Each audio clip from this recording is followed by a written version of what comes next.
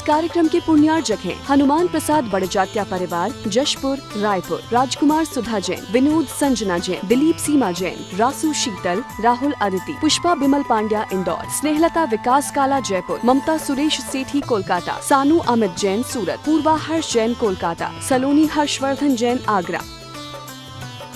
नमो सिद्धार्णो नमो आयर्याणो नमो वज्रायाणो नमो लोये सर्वशाहूणो। पंच परमेष्टि भगवान के आचार्य श्री गुरुवर कुंद कुंद महाराज की जय। आचार्य श्री गुरुवर विद्यासागर महाराज की जय।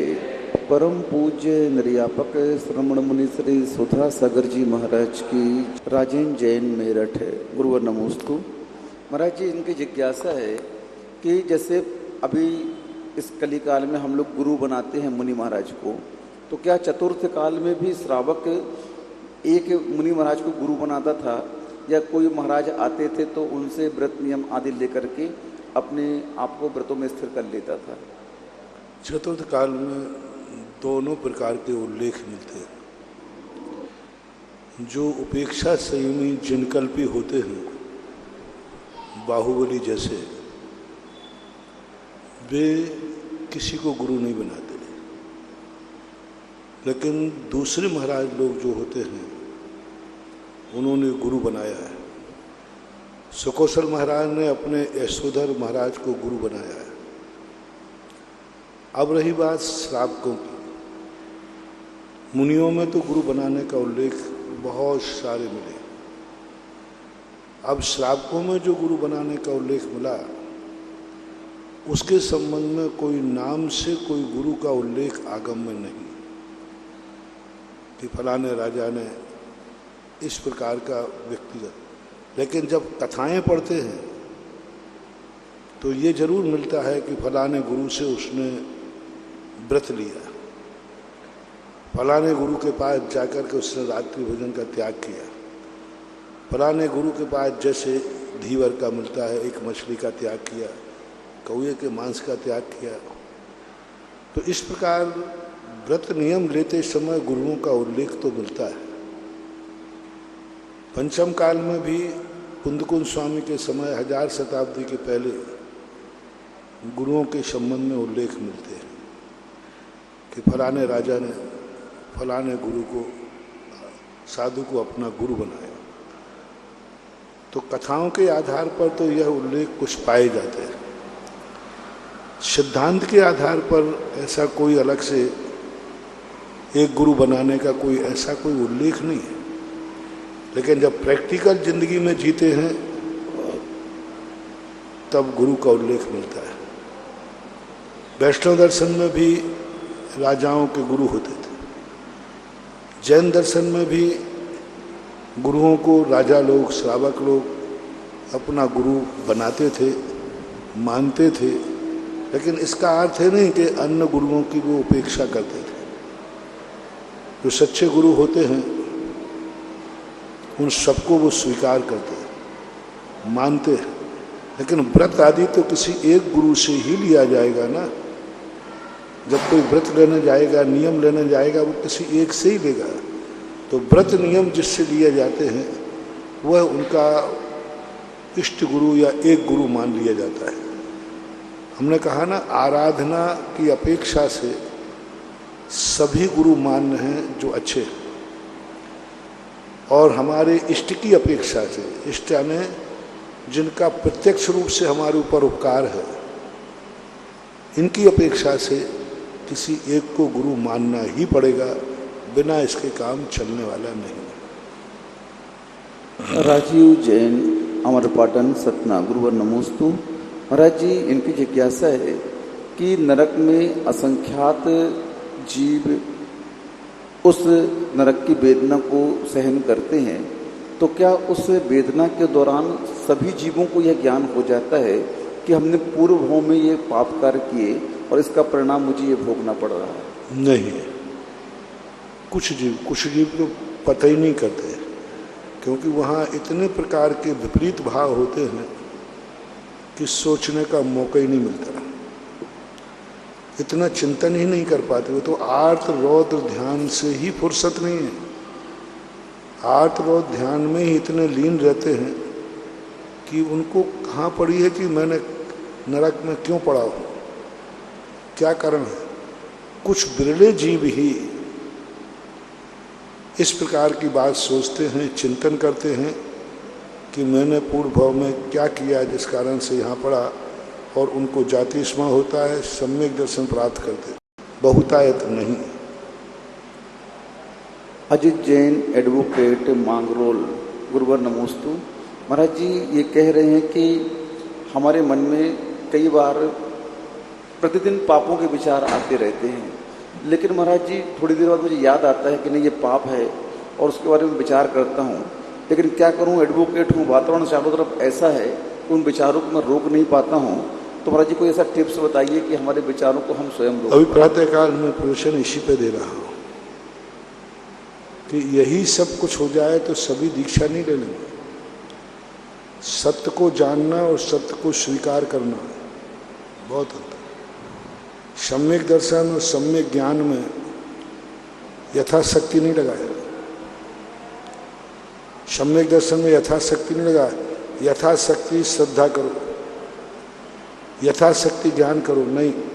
जब चारित्र की बात आई तब उन्होंने कहा जम सक्कई तम की रही, कुंद भगवान ने, बहुत बड़ी बात है विचार।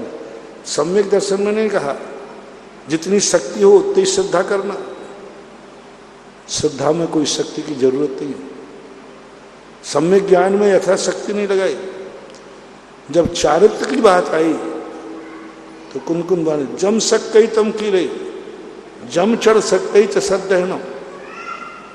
हमारी श्रद्धा असीम हो, हमारी श्रद्धा पूर्ण हो, लेकिन आचरण भी पूर्ण होगा, ऐसा नहीं हो सकता, ऐसा नहीं कह सकते। छायक सम्यक दृष्टि भी है, छायक सम्यक दृष्टि होने के बाद भी उसका चारित्र भी छायक हो, ऐसा नहीं कह सकते। छायक सम्यक दृष्टि भी मुनिराज होते हैं, उनका छायक चारित्र हो, ऐसा कोई नियम नहीं। छायक सम्यक दर्शन हो गया तो छायक चारित्र नहीं, चारित्र जम सक्कई तम की रही। इसलिए कहा जाता है कि जितना हम सत्य जानते हैं उतना सत्य आचरण में उतारना बहुत कठिन होता है, मुश्किल होता है।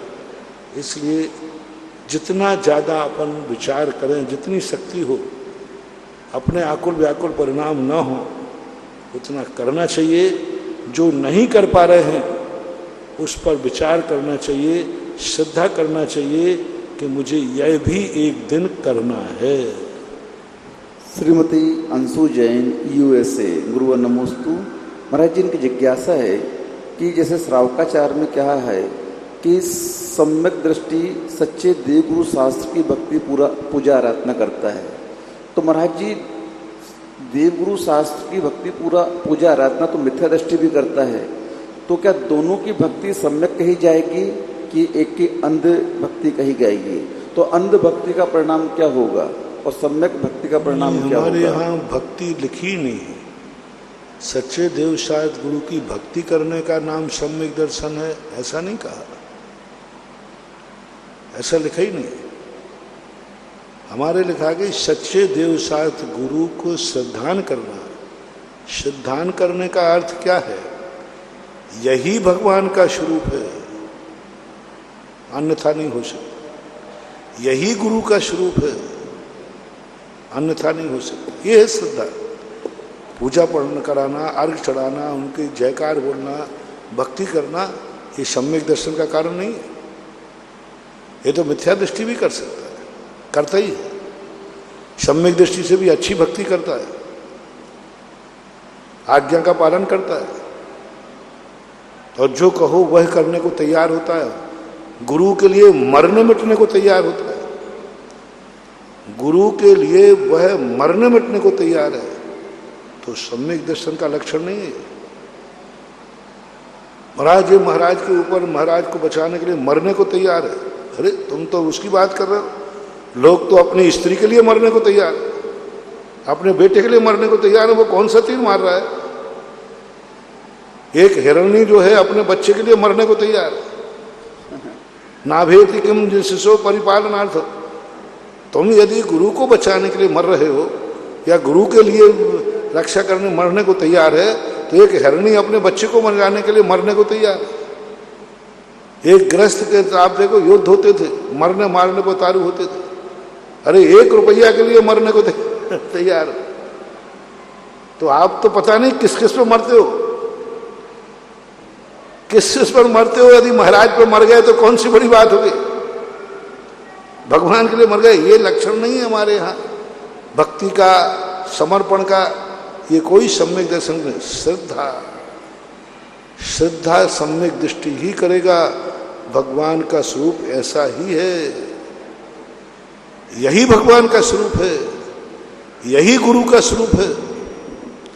चाहे वो गुरु की भक्ति कर पाए या ना कर पाए, गुरु के लिए बचा पाए या ना बचा पाए, गुरु की जय बोल पाए या ना बोल पाए, लेकिन वो कहता नहीं, गुरु का स्वरूप ऐसा ही है, अन्य नहीं है, अन्य प्रकार का नहीं। इदमे वो दृश्य वो तत्वम नान्यान्न चान्य था।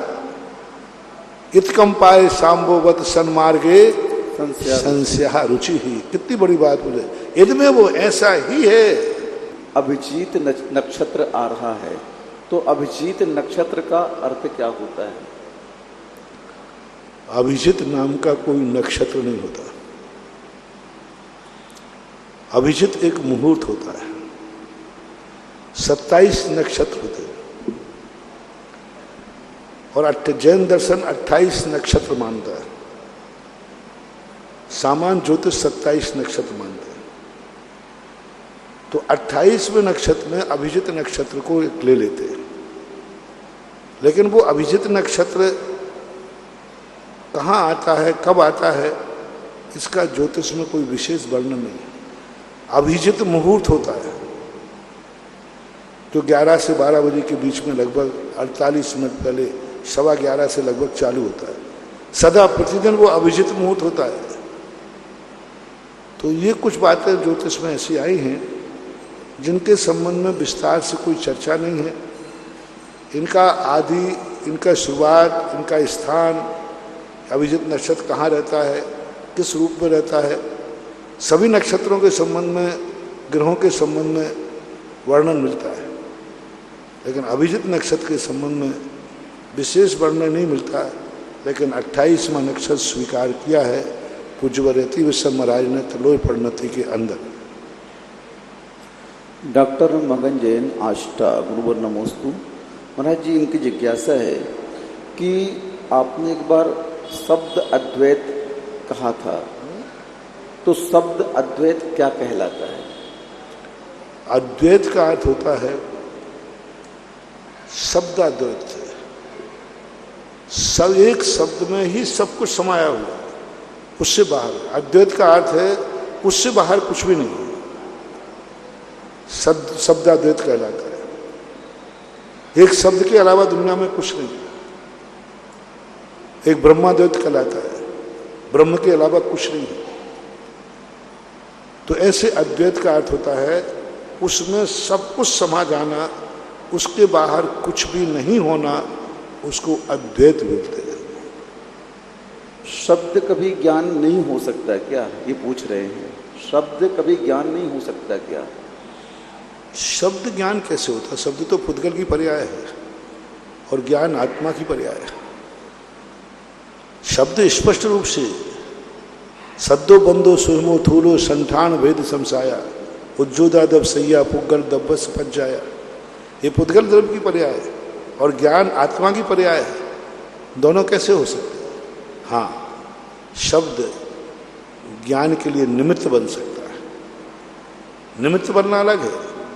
तो निमित्त द्रव्य शुद्ध जो किताब आदि हैं, इनको द्रव्य शुद्ध इसलिए कहते हैं कि ये भाव स्तुति के लिए कारण बनते हैं। तो कारण में कार्य का उपचार करके इन पुद्गल की पर्याय को भी स्तुति कहा जाता है। जैसे घी का घड़ा नहीं होता है, घी रखने के बाद वह घी का घड़ा हो जाता है। इसी प्रकार से ये आरोप आ जाता है कि हमने पुस्तक को पढ़ के ज्ञान किया तो ये पुस्तक ही ज्ञान है, ऐसा उपचार किया जा सकता है। ये पूछ रहे हैं महाराज जी कि 363 मतों के जनक कौन थे और इसकी उत्पत्ति क्यों हुई? महावीर पुराण के अंदर तो यह उल्लेख मिलता है, सकल कीर्ति महाराज ने ये वर्णन किया।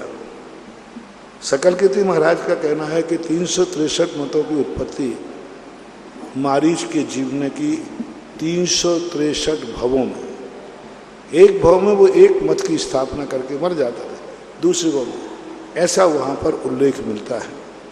पूज्यवर यति विषम महाराज त्रिवेणी परिणति के अंदर कहते हैं कि हुंडाव सर्प की देन है, 363 मतों की उत्पत्ति होती है।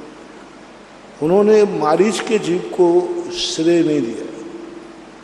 उन्होंने कहा जब जब हुंडाव सर्प आएगा तब तब 363 मत बनेंगे। अब उसमें कोई ना कोई निमित्त बनेगा।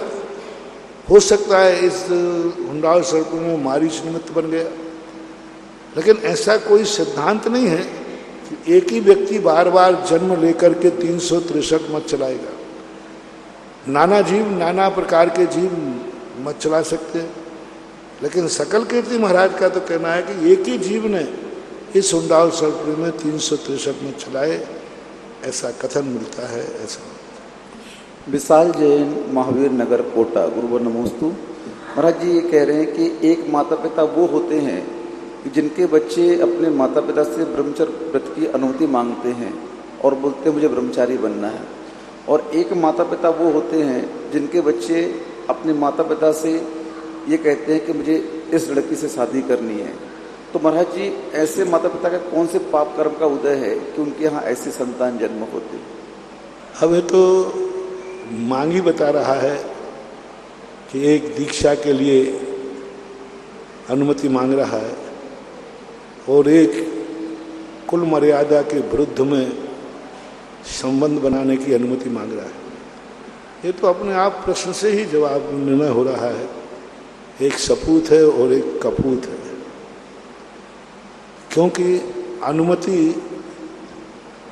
जो मांगी जाती है, हमारे यहाँ शादी की नहीं जाती थी, माता पिता बच्चे की शादी करते थे।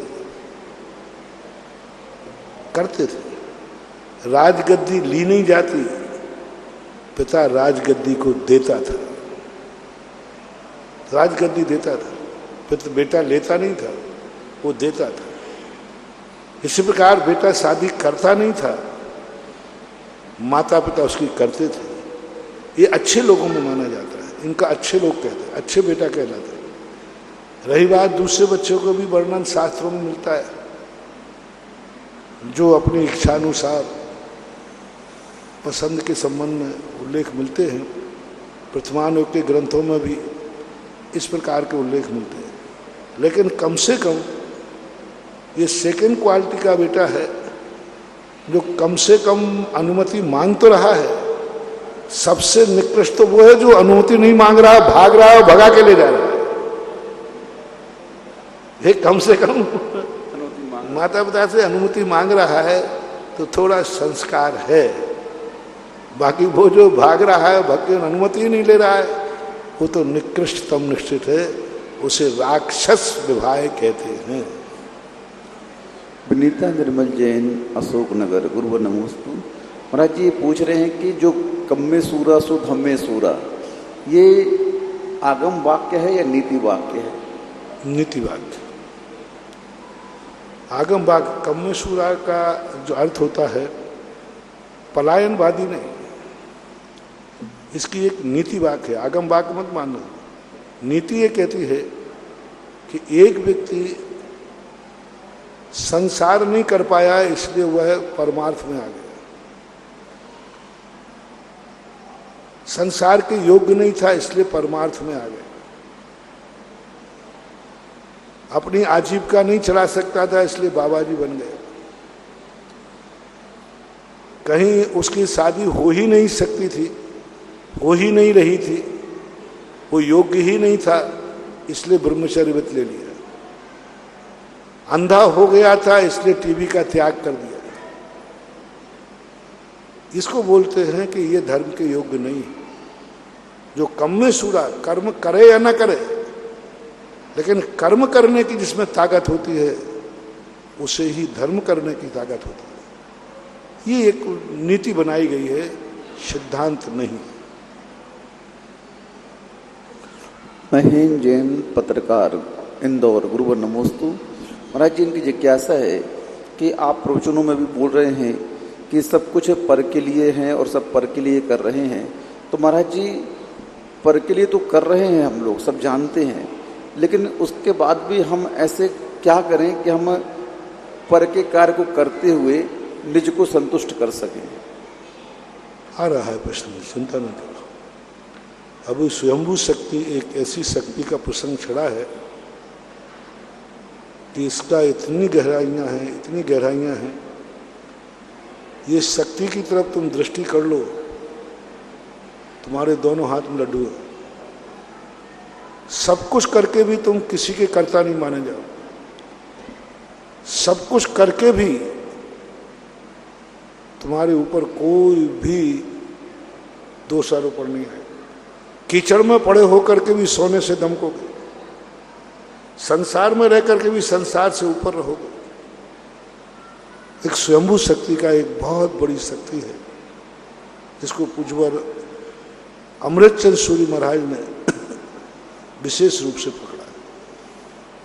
अमृतचंद सूरी महाराज ने अपनी टीका में, प्रवचन सार में, समय सार में बार बार स्वयंभू शक्ति की तरफ प्रेरणा की। और स्वयंभू शक्ति के इतने रूप हैं, तो LKG से शुरू होती है और आगे जाकर डीलेट और डीफेल पे खत्म होती है। LKG से स्वयंभू शक्ति चालू होती है। और आपको मालूम है, कल या परसों प्रवचन में मैंने LKG से स्वयंभू शक्ति जागृत की कि तुम्हें एक नियम करना है कि मेरे कोई कार्य मैं दूसरों से कराने का भाव नहीं करूंगा। कराना पड़े अलग, भाव नहीं करूंगा। बहुत बड़ी शक्ति LKG की स्वयंभू शक्ति बताई थी मैंने। शुरुआत वहां से होती है, मैं अपना निजी कार्य कभी ये भाव नहीं करूंगा यह कार्य दूसरा कर देगा। जैसे मैंने कहा था कि तुम्हारे लिए भूख लगी है, तुम ये भाव कभी मत करना मेरे लिए कोई रोटी बना देवे, मेरे लिए कोई पानी दे देवे, मेरे कपड़े कोई धो देवे, मेरे कमरे में कोई झाड़ू लगा देवे। ऐसा भाव नहीं करना। करवाना पड़ेगा, होगा। वो मैंने बताया था, पूरा विषय नहीं हो पाया, समय हो जाए। भाव नहीं करना कि मैं कराऊंगा, ये संकल्प ही पाप है, ये संकल्प ही शोषण है, ये संकल्प ही अत्याचार है। क्योंकि दूसरे से कराने का अर्थ है कि तुम दूसरे को तुच्छ समझ लो। और स्वयंभू शक्ति पर में, जैसे मैंने कहा था, आपने किसी से बर्तन मंजवाए, आपने क्यों नहीं मांजे? तुम्हारा जूठा था खुद का। यानी सामने वाला जो मांज रहा है वो मजबूरी मान रहा है, उसका कर्म का मारा है, शौक से नहीं मान रहा है।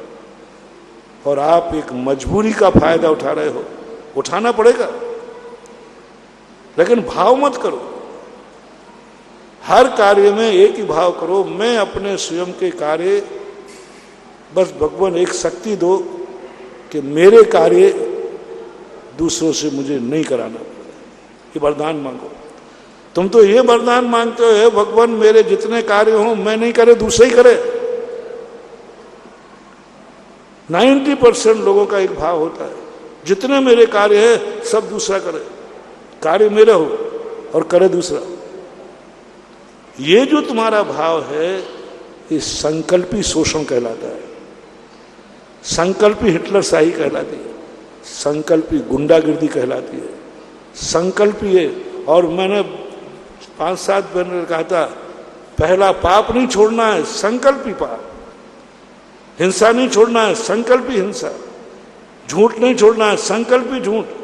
झूठ तो बोलोगे लेकिन संकल्प पूर्वक झूठ नहीं बोलना, पहले से भाव नहीं करना, आज मैं झूठ बोलूंगा। कितना अंतर आ गया। उदाहरण दे रहा हूं, झूठ दिन भर में बोलेगा कि नहीं? तुमने सुबह उठकर कहा आज मैं झूठ बोलूंगा, ये संकल्प ही झूठ है।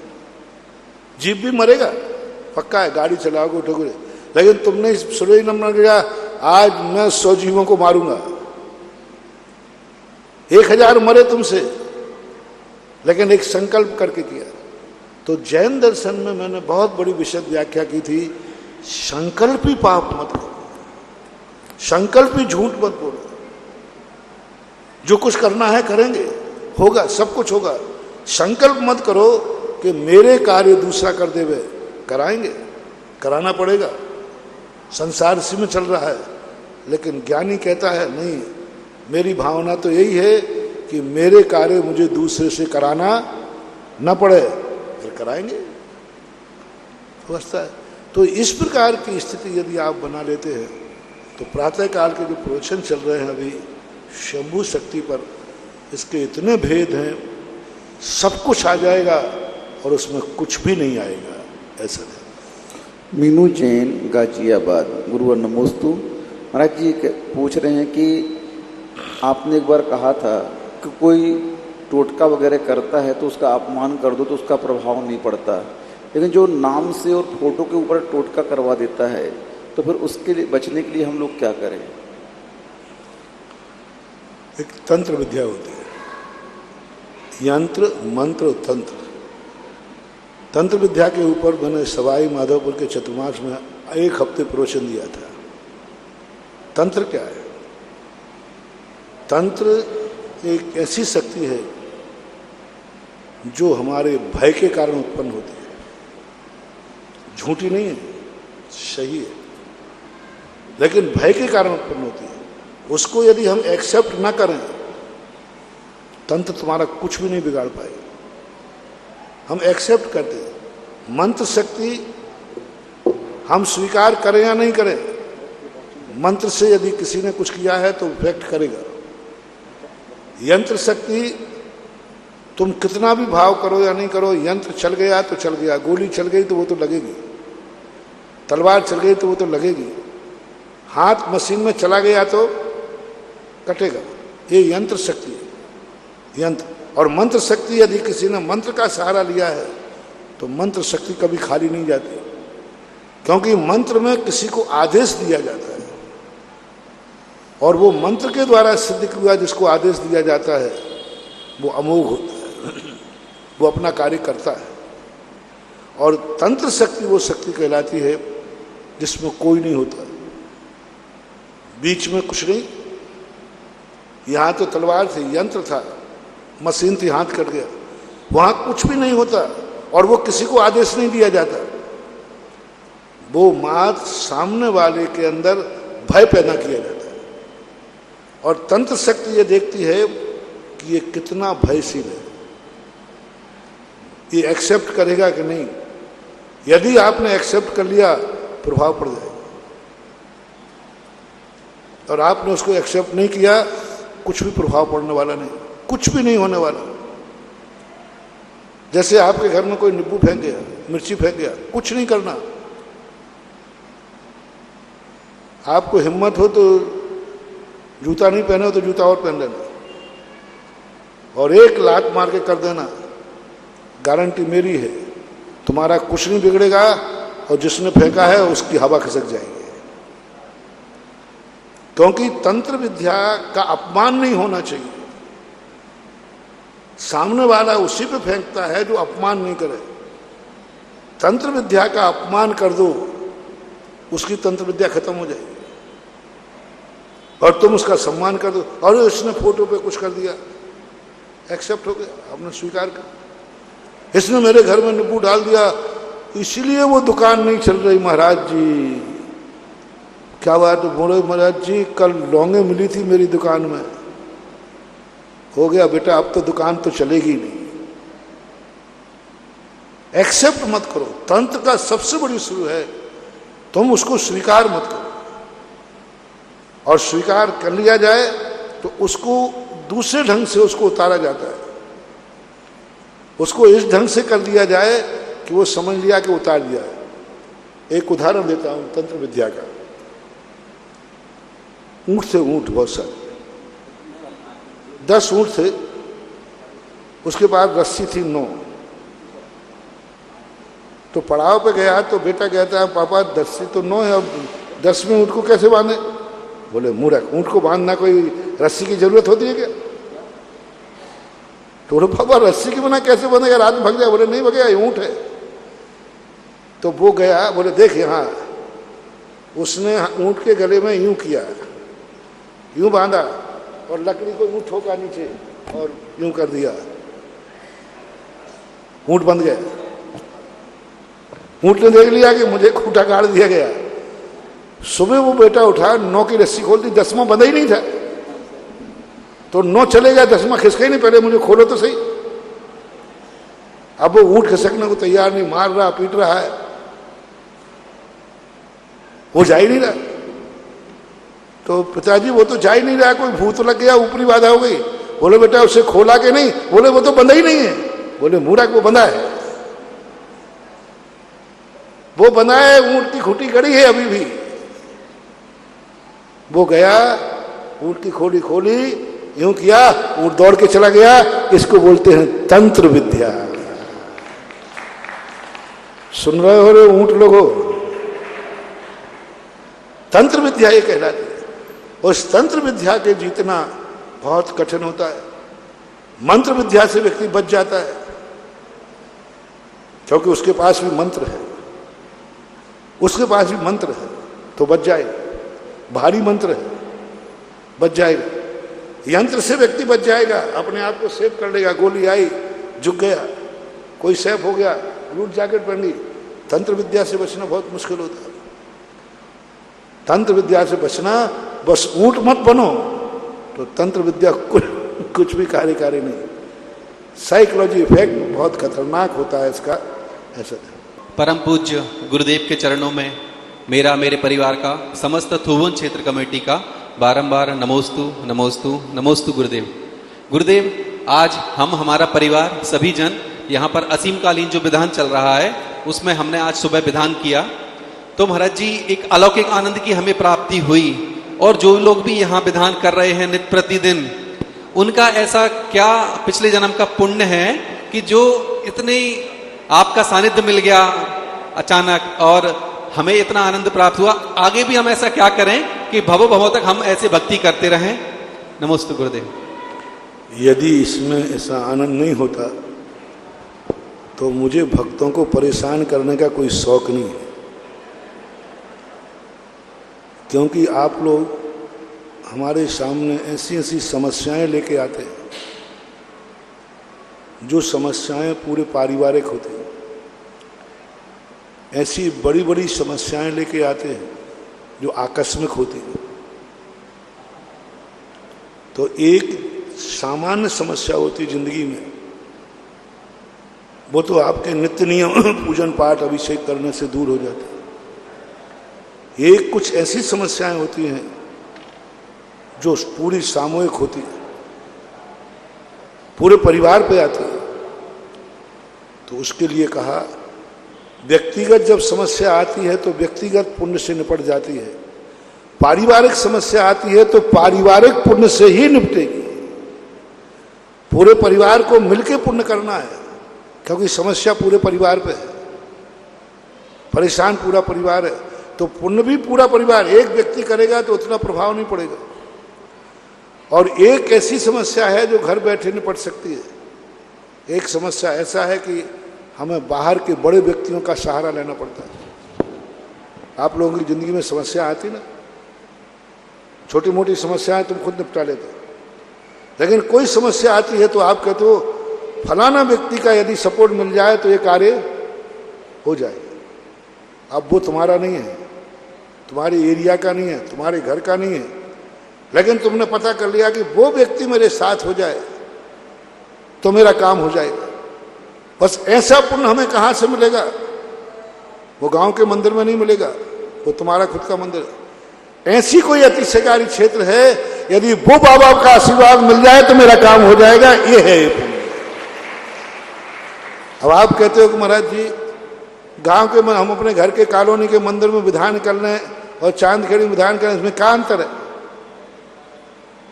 यही अंतर है कि एक तुम्हारे परिवार का व्यक्ति समस्या निपटाए तो निपटाओ, वो तुम्हारे नगर का मंदिर है, वो तुम्हारे परिवार का मंदिर है, वो तुम्हारी उतनी ही सीमा है कि नगर के अंदर कोई समस्या आएगी तो वहां विधान से निपट जाएगी, वहां पूजा पाठ से निपट जाएगी, लेकिन समस्या तो नगर के बाहर की है। अब वहां तुम्हारा कोई सोर्स है नहीं, तो एक ऐसा सर्वव्यापी व्यक्ति चाहिए जिसका सोर्स पूरे भारत में चलता है, ऐसा सोर्स जिसका सारा भारत मानता हो। तो इसी प्रकार ऐसी जब जिंदगी में समस्या आ जाए तो ऐसे देवता की भक्ति करना जिसको सारा भारत मानता हो, दुनिया मानता हो। आपके यहाँ की जो मान लो पार्षद है, कल कोई एमएलए कुछ है, उसका चलती कहाँ तक है? आपके ऑफिस तक। लेकिन आपका जो संकट आया वो तो राजधानी लेवल का आया है, संकल्प आया वो तो दिल्ली से निपटेगा। अब ऐसा कैसा पुण्य करूं कि दिल्ली में सोर्स लग जाए? तो आप उसके पुण्य के लिए आप देवता देखो, वो देवता कौन है जिसे सारा भारत मानता है। भरत चक्रवर्ती के लिए पूज्यवर जिनसेन स्वामी महाराज ने लिखा कि एक सर्वव्यापी संकट आया भरत चक्रवर्ती के ऊपर, पूरे राज्य का संकट था, कैसे दूर करें? अयोध्या में मंदिर था, उसके दर्शन करने को नहीं कहा, उसका अभिषेक करने को नहीं कहा, क्योंकि समस्या अयोध्या की नहीं थी। अयोध्या की समस्या होती तो अयोध्या के मंदिर से निपट जाता। चक्री, ऐसे स्थान के लिए आप जाइए जिसको सारा का सारा आर्यावर्त मानता हो। ऐसा मंदिर देखिए जो सारे भारतवर्ष का हो, 6 खंड के लोग जिसे मानते हो, ऐसे मंदिर में जाके अभिषेक कीजिए। अयोध्या के मंदिर में नहीं, मंदिर सब जगह एक से ही भगवान है, लेकिन कहां भेजा? जो सारे 6 खंड के लोग जहां श्रद्धा रखते हो, सारे 6 खंड के लोग आस्था रखते हो और सभी लोगों के लिए वह तीर्थ माना जाता हो, वहां जाकर के विजयार पर्वत में जाकर के अरहंत भगवान का अभिषेक करके गंधोदक लाया और राष्ट्रव्यापी संकट को दूर किया। तो ये जो मैं शास्त्रों का स्वाध्याय करता हूं, क्योंकि मैं स्वाध्याय करके उनका प्रतिबिंब देखता हूं, बिंब ही नहीं प्रतिबिंब। इसकी अर्थ क्रिया क्या है? जब मैंने ये प्रश्न पढ़ा, मैंने कहा ओहो, हमारे भक्तों के ऊपर भी तो कई बार ऐसी समस्याएं आ जाती हैं जिसको स्वयं निपटाने में समर्थ, ऐसी समस्या आ जाती है जिसको परिवार भी नहीं निपटा जाता, रिश्तेदार भी नहीं निपटा पाते। तो ऐसी समस्या को निपटाने के लिए पुण्य कहां से लाऊं? ऐसी समस्या का पुण्य उसी तीर्थ से मिलेगा जिस तीर्थ की सारे जगत की श्रद्धा हो, आस्था, और जो सर्वव्यापी हो, सबका हो। इसलिए सभी तीर्थ क्षेत्रों पर हमने इसलिए भक्तांबर विधान चालू किया कि तुम लोग ऐसे पुण्य का अर्जन यहां करो कि कभी मेरे नगर के बाहर की भी समस्या आ जाए तो मेरा ऐसा पुण्य चांदखेड़ी से बंध के जावे कि वहां भी हमें कोई ना कोई बचाने वाला मिल जाए। अपरिचित स्थान में भी कोई परिचय निकल आए, ऐसे जंगल में संकट आ गए, वहां भी अपना पुण्य हो जाए। तो इस प्रकार का पुण्य, जहां निर्देश तहा उद्देश्य, जहां उद्देश्य तहा निर्देश। जैसा उद्देश्य हो वैसा ही निर्देश होता है। हर स्थान का पुण्यबंध अलग अलग है महानुभाव, हर स्थान का पुण्य। तीर्थ में विधान करने का पुण्य बिल्कुल अलग है, बिल्कुल भिन्न है। गांव के तुम्हारे कॉलोनी के मंदिर के में विधान करने का पुण्य बिल्कुल भिन्न है। जितना बड़ा क्षेत्र होता जाएगा दान का पुण्य का, सबकी चीज बढ़ती जाएगी। मैंने कहा ना, एक दान आप अपनी कॉलोनी में दे रहे हैं, उस मंदिर से कितने लोग प्रभावित होते हैं, जितने कॉलोनी के हैं 100-200 लोग, और एक दान वही मंदिर, वही मूर्ति आपने तीर्थ क्षेत्र पर बैठा दी, यहां कितने लोग दर्शन करेंगे? कोई गिनती नहीं, अनगिनत लोग। अब वहां पर मूर्ति दोनों बराबर है।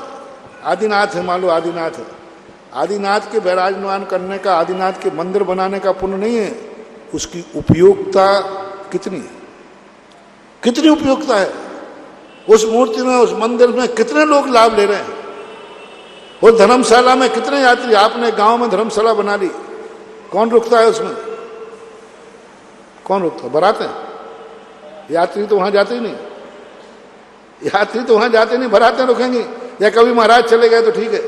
लेकिन तीर्थ क्षेत्र में आपने धर्मशाला बनाई तो तुम्हारे कमरे में कितने यात्री रुकते हैं? अनगिनत। एक गया, दूसरा आया, दूसरा गया, तीसरा आया, चौथा गया। अब 100 साल तक आपके उस कमरे में लगाना। एक आपने गांव में धर्मशाला का एक कमरा बनाया, वो भी धर्मशाला थी, यहां भी धर्मशाला बनाया, आपने बराबर खर्च किया। यहां पुण्य लगेगा कि 100 साल तक आपका कमरा रहा, 100 साल तक कितने भगवान के यात्री आकर रुके और धर्म ध्यान किया, उसका कमीशन तुम्हारे खाते जाएगा छठा।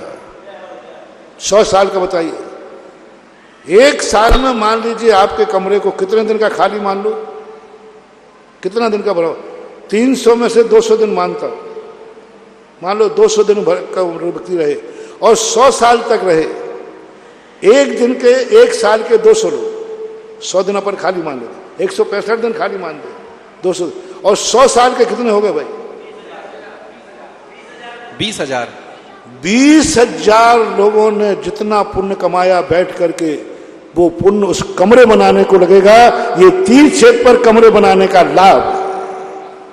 और वही धर्मशाला में अपने गांव में बनाया, उसमें कितने तीर्थयात्री रुके, जितनी बारातें रुकी उतना पाप तुम्हारे खाते जाएगा। यदि धर्म के रुकते हैं तो रुकते हैं। तो हमेशा कोई भी चीज देखो, तुमने कितना दान दिया, क्या दिया, हमारे यहां इसका महत्व नहीं, कहां दिया, उसकी उपयोगिता कितनी हुई, कितनों ने लाभ उठाया। इसी प्रकार से आपने विधान कहां किया? उस देवता के सामने किया जो सारे जगत की रक्षा करने में समर्थ है। उस देवता के सामने किया जिस देवता को सारी दुनिया अपना देवता मानती है। तो ये तीर्थ क्षेत्रों के ऊपर मैं तो ये कह रहा हूं, ये तीर्थ क्षेत्र मात्र किस लिए नहीं बनाए जाते। हर गांव में मंदिर है, हर गांव में मंदिर है, पर तीर्थ क्षेत्र की जरूरत क्या है, मुझे समझ में नहीं। मैं पहले यही सोचता था, उल्टा अब नहीं सोचता हूं। हर गांव में मंदिर है कि नहीं है, तो फिर तीर्थ क्षेत्र की क्या जरूरत है? ये अकल मुझे कहां से मिली मालूम? एक तो वो महापुराण से मिली, दूसरी अकल मिली कि एक तीर्थ क्षेत्र वाले नक्शा बनवा रहे थे, तो धर्मशाला बनाए, सारे कमरे अटैच। फिर कमेटी कहते महाराज जी सार्वजनिक सुविधाएं। मैंने की मतलब, जब सब कमरा अटैच है तो फिर सार्वजनिक की जरूरत क्या? सब कमरे अटैच है। महाराज जी आप नहीं, हम नहीं, आप नहीं समझते। मैंने कि वही समझा दे मुझे।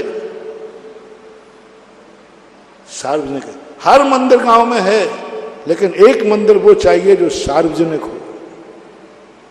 देवताओं में भी 8,56,00,000 जो है ना, ये मध्यलोक के 458 है ना, ये सब सार्वजनिक मंदिरों की गणना है।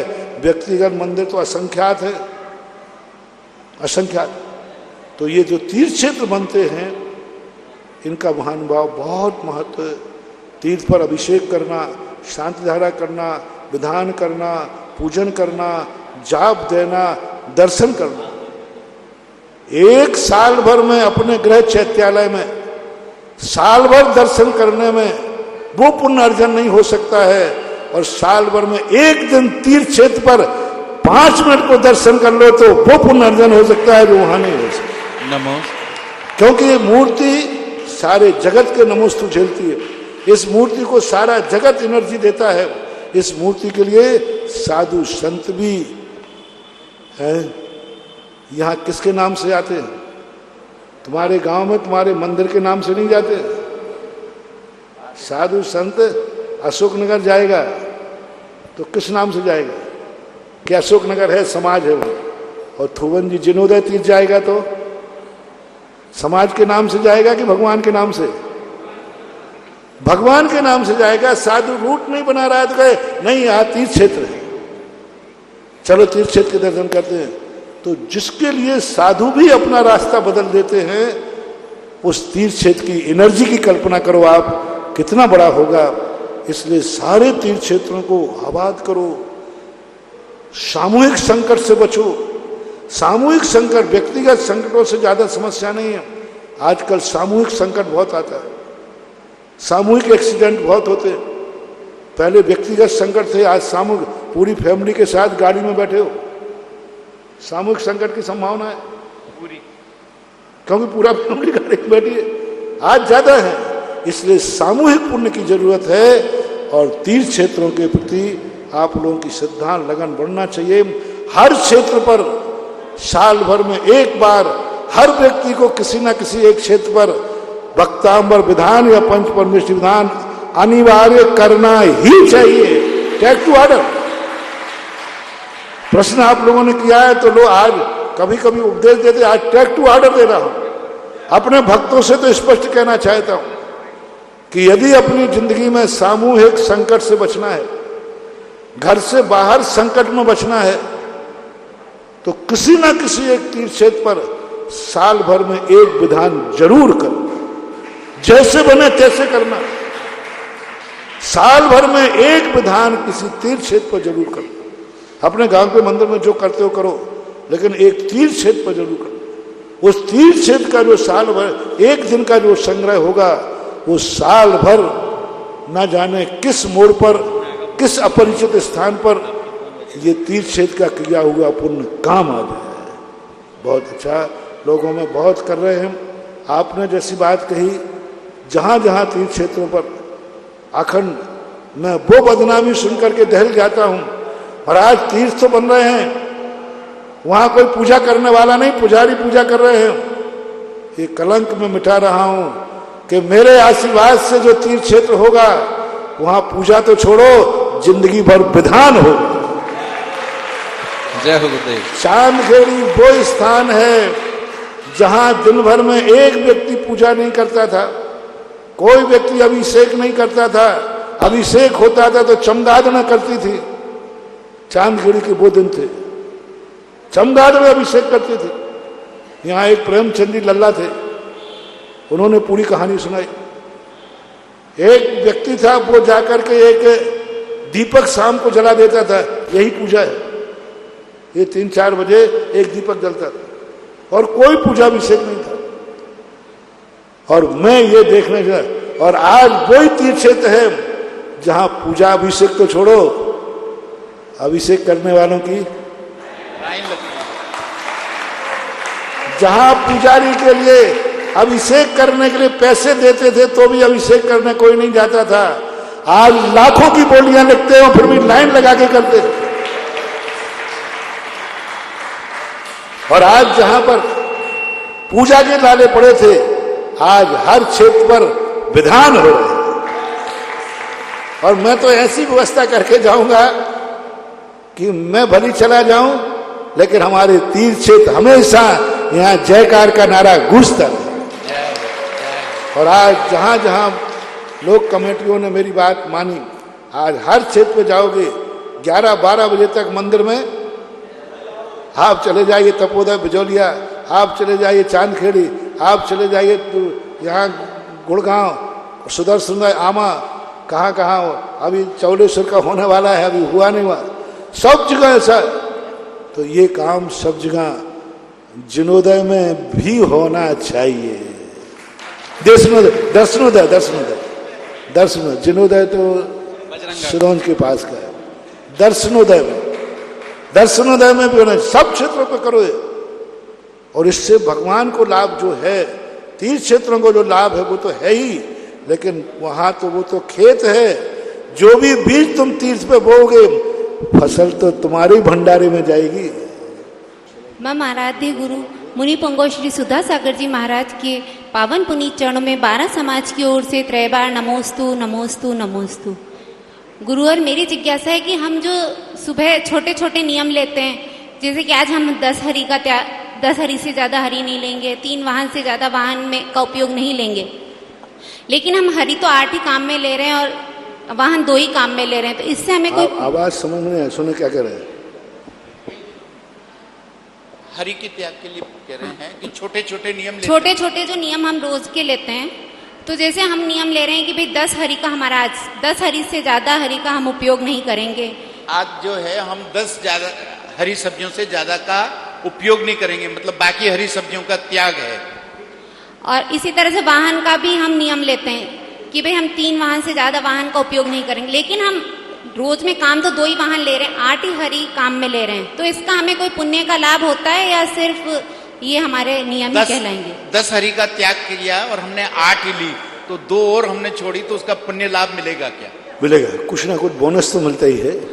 उतना तो नहीं मिलेगा क्योंकि तुमने मिली नहीं इसलिए नहीं खाई, और या खाते खाते भाव आया कि 2 और छोड़ता हूं। 2 तरीका हो गया, आपने 10 का नियम लिया और 2 मिली ही नहीं इसलिए 8 पे रह गए, तो अब इसमें इतने ही बच पाओगे कि खाने का दोष नहीं लगेगा, लेकिन जो और एक्स्ट्रा मिलना चाहिए वो।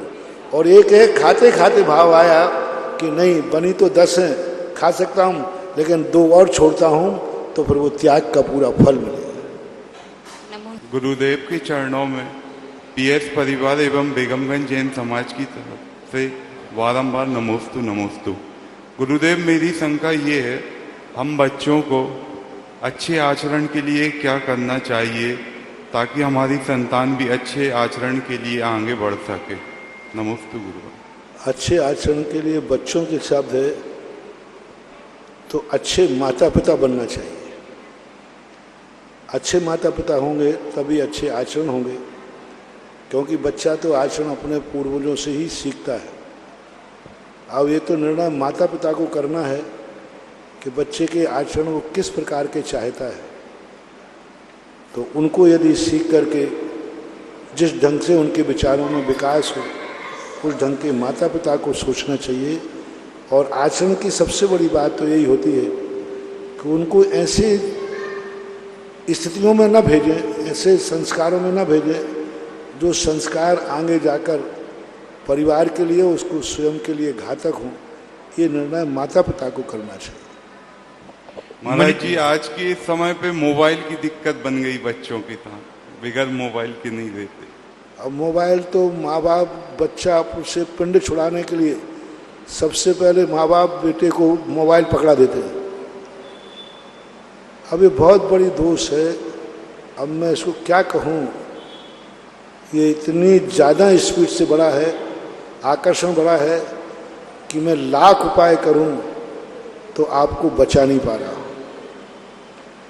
व्यक्ति महाराज को छोड़ सकता है, मोबाइल को नहीं। धर्म को छोड़ सकता है, सबको छोड़ सकता है, बल्कि बच्चा तो माँ बाप को भी मार सकता है एक मोबाइल के लिए। बेंगलोर के अंदर एक बच्चे ने अपने बाप को मार दिया इसलिए कि उसने मोबाइल छीन लिया था, मोबाइल नहीं चलाने देता था, मार दिया। तो अब आज के समय का आकर्षण बढ़ रहा है। ये बचपन में छोटे बच्चों को एक ही तरीका सबसे बढ़िया है, बच्चों के सामने मोबाइल न चलाएं। इस कार्यक्रम के पुण्यार्जक हैं हनुमान प्रसाद बड़जात्या परिवार, जशपुर, रायपुर, राजकुमार सुधा जैन, विनोद संजना जैन, दिलीप सीमा जैन, रासु शीतल, राहुल अदिति, पुष्पा बिमल पांड्या इंदौर, स्नेहलता विकास काला जयपुर, ममता सुरेश सेठी कोलकाता, सानू अमित जैन सूरत, पूर्वा हर्ष जैन कोलकाता, सलोनी हर्षवर्धन जैन आगरा।